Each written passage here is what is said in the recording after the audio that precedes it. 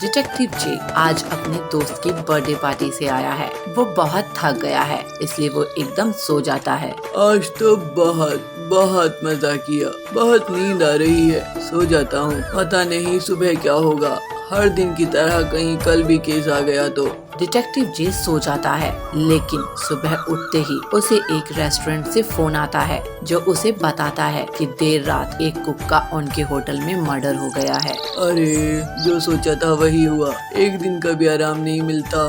Murder की जांच करने के लिए डिटेक्टिव जे होटल में पहुंच जाता है और सबसे पूछताछ करता है। आप ये बताइए कि कल रात आप क्या कर रहे थे? सर मैं और पिंकी कल साथ में ही काम कर रहे थे, लेकिन 10 बजे तक मेरा काम पूरा हो चुका था, इसलिए मैं अपना काम करके वहाँ से अपने घर चला गया। पिंकी का काम खत्म नहीं हुआ था, इसलिए वो रुक गई थी। तो मुझे तो कुछ पता नहीं कि पिंकी को किसने मारा सर। जो मुझे पता था वो मैंने आपको बता दिया, मैं बेगुनाह हूँ सर। डिटेक्टिव जे ने कुक कीकू से पूछा तो वो कहता है, मैं तो कल दिन भर बीमार था सर, तो इसलिए काम पर आया ही नहीं था। आप कल का अटेंडेंस रजिस्टर भी चेक कर सकते हैं, उसमें मेरी अटेंडेंस भी नहीं मिलेगी और मैं आपको डॉक्टर की प्रिस्क्रिप्शंस भी दिखा सकता हूँ। लेकिन सर जो आप मुझ पर शक कर रहे हैं कि पिंकी को मैंने मारा, ऐसा नहीं है। पिंकी तो मेरी बहुत अच्छी दोस्त थी, मैं भला उसे कैसे मार सकता हूँ सर। डिटेक्टिव जे ने होटल के मालिक जतिन से पूछा तो वो कहता है, सर कल मेरे सर में बहुत तेज दर्द हो रहा था।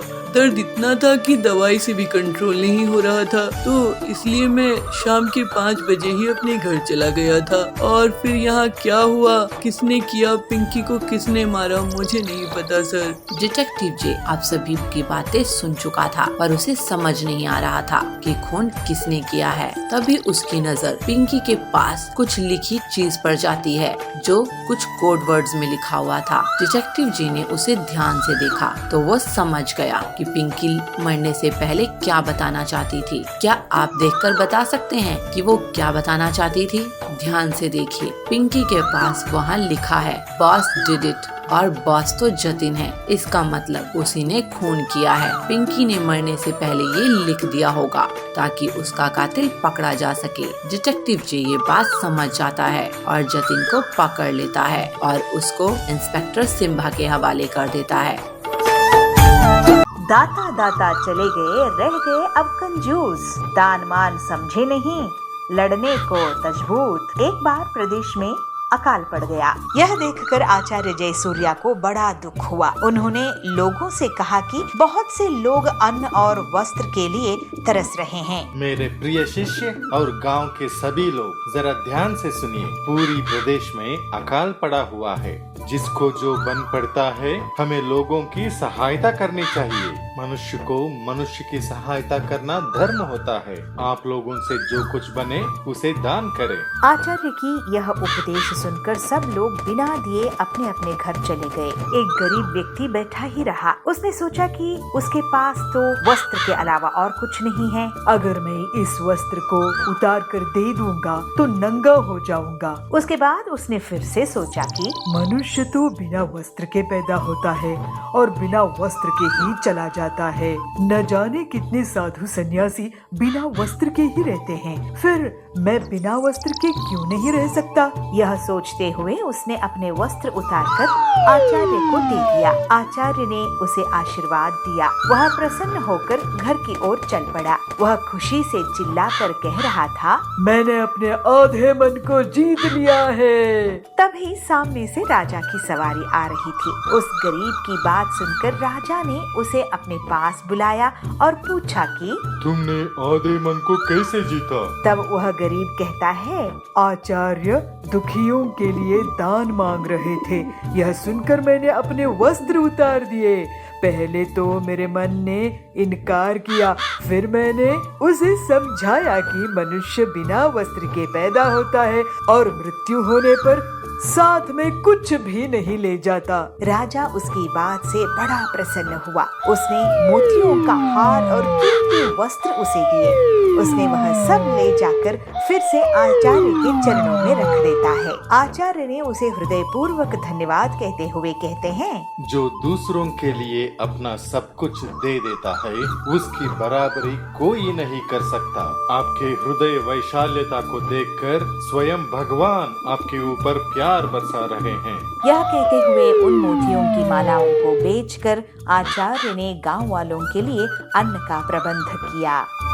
आचार्य जयसूर्या एक मंत्र की सिद्धि करने के लिए एक सुनसान जंगल में जाके बैठ जाते हैं। वह बहुत रहस्यमय मंत्र था, इसीलिए किसी की कान पे ना पड़े तो आचार्य जी जंगल में जाके उसकी सिद्धि करने के लिए बैठ जाते हैं। जब आचार्य यह मंत्र का पठन कर रहे थे तो पास में ही एक सियाल था, उसने भी यह मंत्र सुना। इस मंत्र की विशेषता यह थी कि उसके पठन से सामने वाले व्यक्ति को वश में किया जा सकता था और उसको अपने इच्छा अनुसार काम करने के लिए मनाने की भी शक्ति थी। पेड़ के पीछे खड़ा हुआ सियाल अपने मन में यह सोचता है, अरे ये तो बहुत ही खास मंत्र लग रहा है, अगर मैं इसको सीखूंगा तो जंगल पर राज कर सकता हूँ। मंत्र पठन के बाद आचार्य जयसूर्या अपने स्थान से उठ के वहाँ से चल पड़ते हैं।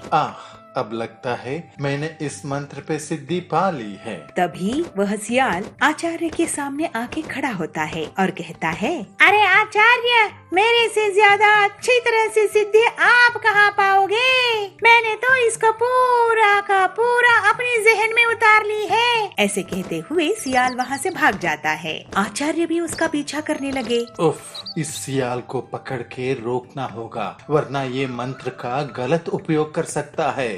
मगर आचार्य उसको पकड़ नहीं पाए। वह सियाल घने जंगल में दौड़ दौड़ के गायब हो गया। अरे वाह, क्या बात है, मैं सबसे पहले शादी करूंगा, उसके बाद जंगल के सारे जानवरों को अपने काबू में करूंगा।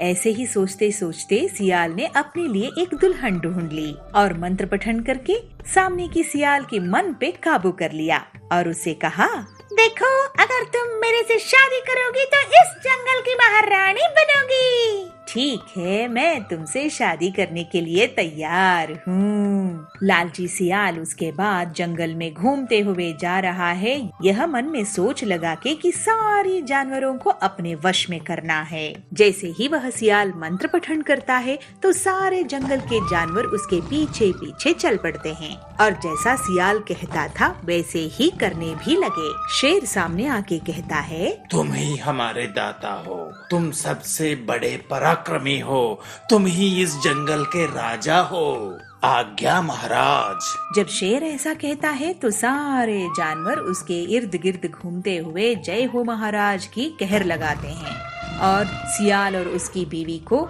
शेर के ऊपर सवारी के लिए बिठाया जाता है और हाथी अपने सूंड हिलाते हुए नाच करने शुरू कर देते हैं और सारे जानवर उसके सामने झुक के सियाल को महाराजा घोषित कर देते हैं। सियाल महाराज की जय हो। सबसे शक्तिशाली सियाल महाराज की जय हो। यह सुन के सियाल की गर्व का सीमा ही नहीं था। सारे कान खोल कर सुन लो, बगल वाली जंगल पे हम कल सुबह हमला करेंगे और उसे हमारे वश में ले लेंगे और मैं इस सारे जंगलों पर राज करूंगा। तो सियाल अपनी पूरी सेना के साथ बगल वाले जंगल पे हमला करने के लिए निकल पड़ा।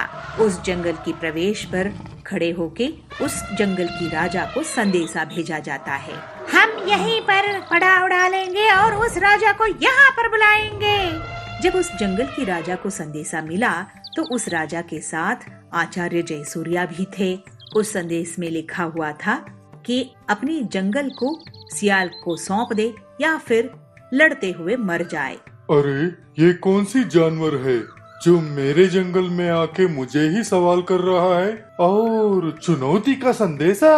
वहाँ पे आचार्य जयसूर्या भी थे तो उस संदेशा को आचार्य जी ने पढ़ा तो उस जंगल की महाराजा को आचार्य कहते हैं, राजन, यह मंत्र सिद्धि प्राप्त किए हुए एक सियाल महाराज है। महाराज, आप इसका चिंता ना करें, मैं कोई न कोई रास्ता तो ढूंढ ही लूंगा इस सियाल महाराज को नियंत्रण में लाने के लिए। हाँ आचार्य, इसका तो नियंत्रण करना बहुत जरूरी है और मुझे आप पर पूरा विश्वास है कि आप कोई न कोई रास्ता ढूंढ लोगे।